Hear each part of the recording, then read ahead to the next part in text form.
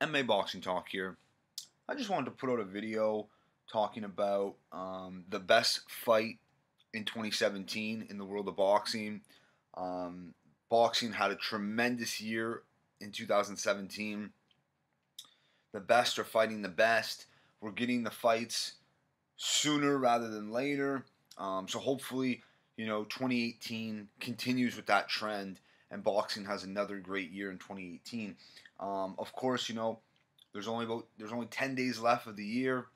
So this is usually around the time where fight fans in boxing and in MMA, they discuss and talk about what was the best fight of the year, what was the best knockout of the year, who was the best fighter of the year, all these things. This is the time where the year's coming to an end, and it's fun to review that and see what all the best things were: knockouts, fights, fighters, whatever. Of course, boxing is pretty well done for 2017. There's really nothing left in the year. Nothing of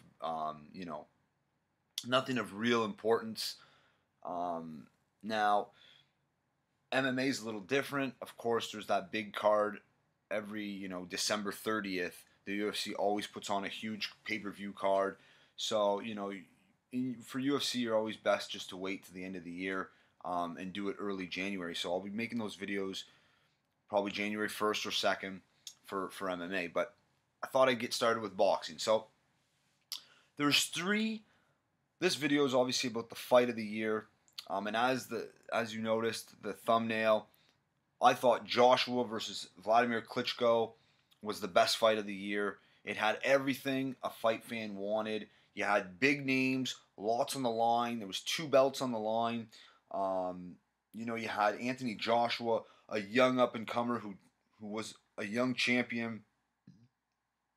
Was, I believe, he would have been 18-0 with 18 knockouts. Klitschko had, over 60 fights with like over 50 knockouts. So it was a thing of youth versus experience. Both guys were 6'6". They both had similar body types. It was just a great matchup. In England, of course, at the at Wembley Stadium, which held over 80,000 people at the arena.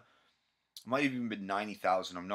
Don't quote me on that. It might have been 90,000. But regardless, it broke British boxing attendance for any boxing match in the UK. It really exceeded expectations. There was a lot of expectations going in, but it totally exceeded expectations. You had a bunch of knockdowns in the fight.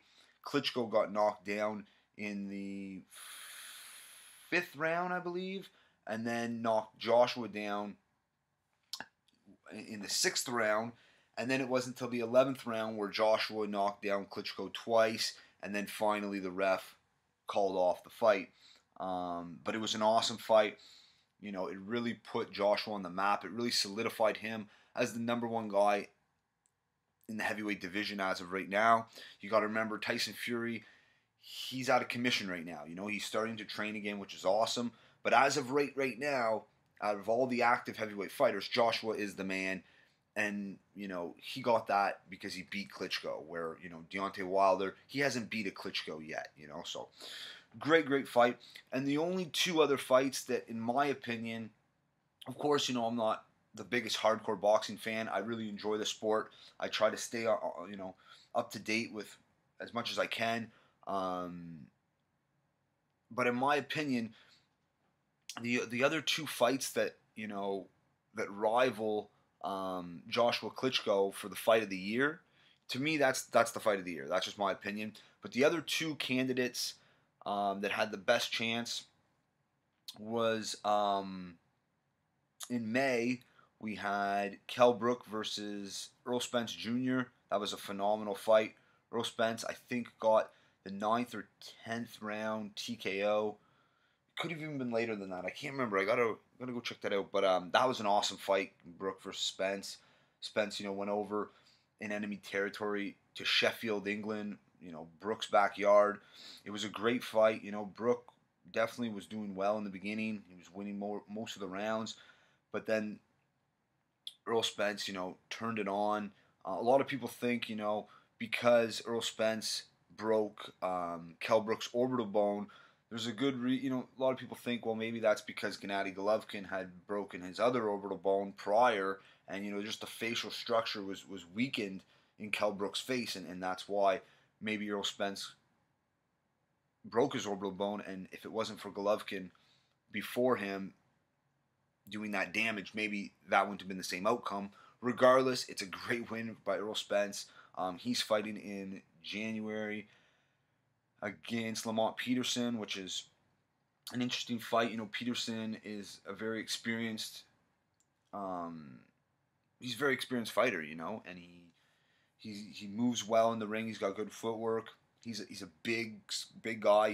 He's probably, I think he's an inch taller than Errol Spence.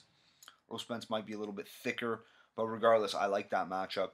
And then the other candidate for fight of the year, a lot of people are going to pick this fight as the fight of the year, and it was great. It was awesome. It definitely exceeded expectations for me as well, and that is Canelo Alvarez versus Gennady Golovkin. That took place in September. That was an awesome fight.